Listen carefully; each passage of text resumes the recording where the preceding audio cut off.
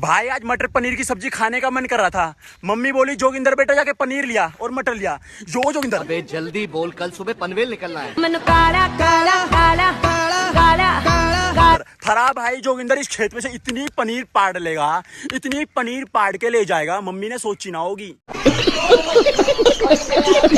क्या बढ़िया था गुरु, मजा आया। बेटा पहले अपनी मम्मी से पूछ के थारे खेतों में कौन सा पनीर उगे से है। और अभी तो रुको, क्लाइमैक्स अभी बाकी है। अब यो भी बोल दे से थारा भाई जोगिंदर इन खेतों में इतना हगेगा किसी ने सोची भी ना होगी।